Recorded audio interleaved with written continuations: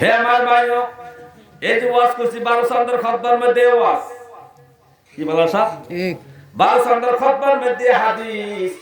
আরে ভাই এখন বিভিন্ন জায়গায় ওয়াজ মাহফিল হয়, এই সমস্ত ওয়াজ যেগুলো শুনবেন না। জুমার বয়ানে যে আলোচনা হয়, যতটুকু দিন শিক্ষার আলোচনা করা হয়, ইসলাম শিক্ষার ঈমানি কথা, আমলি কথা যতটুকু জুমার মসজিদে আলোচনা হয় আধা ঘন্টার মধ্যে, একটা মাহফিলের মধ্যে, বড় বড় মাহফিলের মধ্যে 3-4 ঘন্টার মধ্যে আলোচনার নামগন্ধ নাই। ঠিক এই সমস্ত মাহফিলের দ্বারা আপনি কিছুদিন শিখতে পারবেন না। কারণ বক্তার আছে টাকার লোভে, হাদিয়ার লোভে, পাবলিককে কিভাবে খুশি করবে, কণ্ঠের দ্বারা, গজলের দ্বারা, নাচানাচির দ্বারা, কৌতুকের দ্বারা, বিভিন্ন অভিনয়ের দ্বারা। তাদের টেনশন হলো কিভাবে আপনার কাছ থেকে 50,000 টাকা হাদিয়া খুলে নিবে। ওই খোলার জন্য যত আনন্দ উল্লাস, রং তামাশা করার দরকার, গলাবাজি দরকার, এই মাহফিলের মধ্যে সে করবে, কিন্তু আপনার হেদায়েতের জন্য কিছু সে করে যাবে না। ঠিক। কিন্তু আপনার মসজিদের, জুমার মসজিদের ইমাম জুমার বয়ানে যতটুকু দ্বীনি হেদায়েতের কথা এই খুতবা থেকে আলোচনা করে, খোদার কসম কোন মাহফিলের মধ্যে এতটুকু দিনের আলোচনা হয় না। শুধু সমালোচনা, গীবত আর রং ঢং। হে আমার ভাইও, তো তিন নাম্বার হক হলো বোর, গালের মধ্যে, চেহারার মধ্যে আঘাত করা যাবে না। 4 নাম্বার হক হইল বউ তো ভুল করতেই পারে, ভুল করতেই পারে, আর ভুল করবে না কেন মিয়া? ভুল কেন করবে না? হে ভাই, আপনি পুরুষ, আপনার জন্ম কিন্তু জমিনে। মানুষের জন্ম কোথায়? পুরুষের জন্ম কোথায়? জমিনে। এই পুরুষের জন্ম জমিনে। এই আরব দেশে 40,000 বছর পর্যন্ত আদম আলাইহিস সালামের মূর্তিরা বানাইয়া ফালাইয়া রাখছে। তায়েফ এবং মক্কা মাঝামাঝি অবস্থার মধ্যে আল্লাহ তাআলা আদম আলাইহিস সালামকে বানাইছেন, রোদ্রে শুকাইছেন। তো এই জায়গায় শুকাইয়া, এই জায়গায় প্রাণ দিয়া, এই জায়গায় রূহ ঢুকাইছে জমিনে, তরতাজা জীবন্ত হয়েছে। তখন আল্লাহ উঠে তাকে জান্নাতে স্থান দিয়েছেন।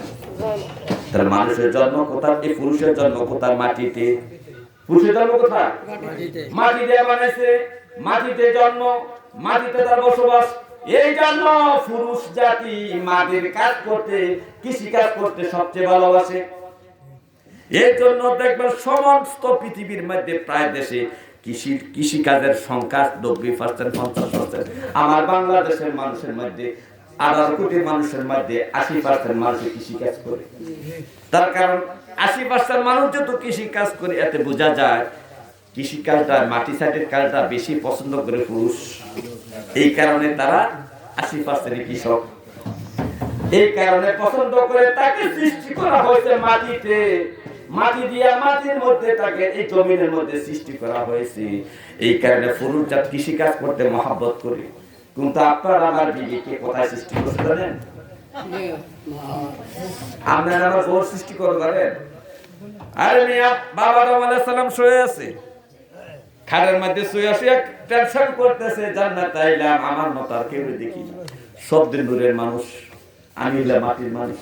আমি কি ফেরেশতারা সব নূরের না? জান্নাতে যে ফেরেশতারা আছে খাটেন, তারা তো নূরের। আরে আমার মতো আর কেউ নাই। এখন যদি আমার মতো একজন অন্য জাতি হইতো, আমার লিঙ্গের বিপরীত একটা লিঙ্গ হইতো, কত না ভালো হইতো। আদম টেনশন করতেছে, আমার আব্বার টেনশনটা আমার আল্লাহ বুঝতে পারছে। আব্বাই যখন ঘুমাইছে, আব্বার বুকের বাম দিকের একটা হাড় ভাঙিয়ে আছে, খুলে আছে অপারেশন করে। অনেক গুরুত্বপূর্ণ একটা অপারেশন আল্লাহ নিজে কুদরতি হাতে করেছেন, কোন ফেরেশতা দ্বারা করেন নাই। এই বুকের একটা হাড় অপারেশন করে বাইর করে না, আল্লাহ তাআলা এই হাড়কে বললেন কুন ফায়াকুন, হাওয়া হয়ে যাও। হাওয়া হয়ে গিয়েছে। হাওয়া আমার আম্মা জান হাওয়া আলাইহিস সালাম, আল্লাহ যখন কইছে হও হয়ে গেছে, তখন বাবা আদমের কাছাকাছি উনি বসে আছে। বাবা জান ঘুম থেকে উঠিয়া দেখতেছে কি সুন্দর, আমার মতো রক্ত মাংস মন্দ দেখা যায়। তাহলে বানাইছে কি দিয়া? বাঁকা হাড়। তো যারে বানাইছে বাঁকা, তারে আপনি সোজা করবেন কেমনি আপনি বলেন? সোজা করার ব্যবস্থা নাই, থাকবে একটু দেখি। আরে যার জন্ম বাঁকা দিয়া আপনি সোজা করে আশা করেন কেমনি? বউ একটু ভুল করলে আপনি গালাগালি করেন, এটা আপনার ভুল। আপনার বউ তো বাঁকা হাড়ের তৈরি, এই জন্য নবীজি বলছেন উম্মত রে, এই মহিলা বাঁকা হাড়ের তৈরি, তাদেরকে সোজা করতে গেলে ভাইয়া যাবে, তো কি করবা? তাদেরকে